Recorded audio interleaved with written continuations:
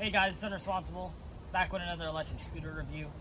I have quite a few electric scooters, so I figured I might as well give you guys some reviews about them, and then talk about how bad they are, how good they are.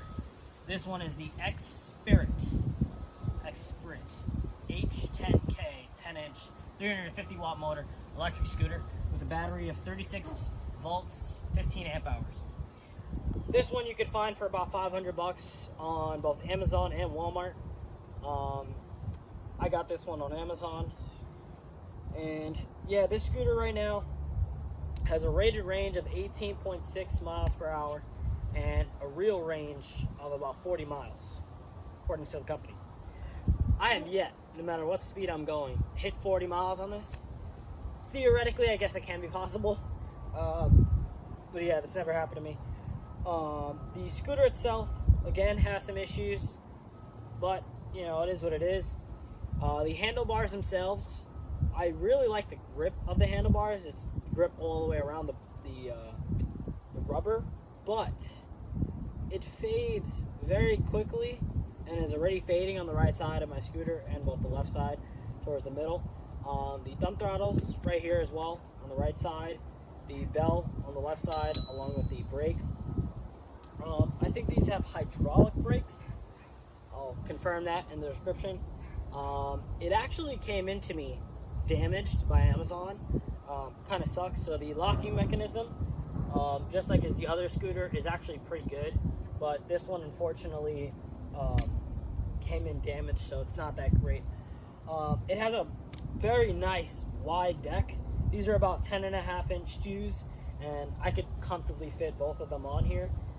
The electric scooter has some reflective lights on the back. It has the brake patches out here. The scooter itself, again, goes 18.6 miles per hour rated and 40.4 mile range. The average that I was getting was around 28, 29 mile range, real world, going on mostly flat ground. About 135, 140 pound rider. To put that in perspective, the scooter itself, it actually was going on my speedometer that I was using, both tracking it GPS wise. I was getting, actually, the scooter, even though it was rated up to 18.6, I was getting 20, even 21, depending on what terrain I was going on. And so that was better than what the average rated was, so I was pretty happy with that. But besides that, the tires, the other tires I think were 8-inch tires. These are 10-inch, so you can feel the difference with the impact. Again, they're hollow tires, so for me, I love hollow tires. I can run over any terrain I want. They did it well when it comes to the fender. It is completely solid. It's not gonna move around that much compared to the other one, which I think it was the OnePlus electric scooter. That one has moved around a lot. Things to be careful about, I would say, is this padding right here. This is all very lightly glued down, and honestly, by weather damage or even by accident, or even if you were just messing around, you could easily pull this rubber off, and that really sucks. So that's some poor quality right there. Otherwise, again, the scooter is actually fairly light. It's around 20-ish pounds. Again, because the scooter's broken. Locking mechanism, same as the OnePlus electric scooter. Has a spring down here as well. Very nice compact design.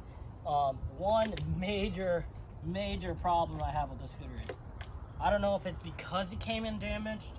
I would assume so. I hope not.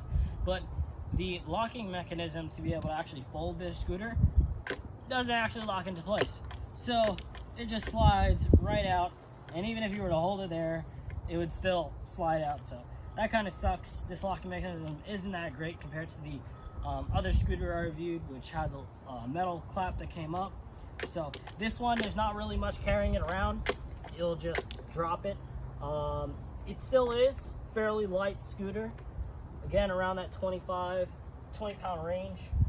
But you know, with these bigger tires, you can go on a little bit of a different terrain, a little bit more comfortably. The speed, again, since it's faster, I would see that as better. It does not have an app, which kind of sucks. The reason why is because there's not many features and buttons you could do. By the way, the button is underneath, not at the top. And since it has no it has no app, you can't adjust anything. And over here, when you turn actually the scooter on, again, it gives a loud beep. And then it'll pop up the indicator. It has 4 bars. Each bar, again, with that 29-ish mile range. It's a pretty decent range for those 4 bars. When it gets to the bottom and all 4 bars are gone, it'll actually show an indicator light saying that you need to charge the scooter. And it has 3 mode settings. When you turn on the scooter, it'll show the total mileage of the scooter. Now, that part itself also is not very great, but you know, it is what it is. This scooter, unlike the other scooter that I reviewed, does not have cruise control. So I really like cruise control, especially when I'm doing longer rides. I can just set it and forget it. And yeah, this one, you have to hold the thumb throttle over and over again. It also has no kick to start. So because it has no kick to start, you just turn on the thing and the motor starts going. Great. But it's features that you can get. The tire tread is pretty nice. Mainly made for streets. I wouldn't recommend going into the jungle with this. But again, with the larger platform, better speed, it's a little bit more comfortable. Now, there is some wobbling here at the stem. The screws kind of poke out a little bit, but I mean, overall, the build quality is pretty solid. It does say that it's IPX54 water resistant. I wouldn't ride these things in the rain. I don't trust it that much. But, you know, again, it's another $500 scooter. I think that there's a couple other scooters out there that can be better than this one, of course. But, you know, it is what it is. But, yeah, this is the Xpirit, or Xpirit. I really don't know how you say it. H10K 10-inch electric scooter. Have a good day, guys.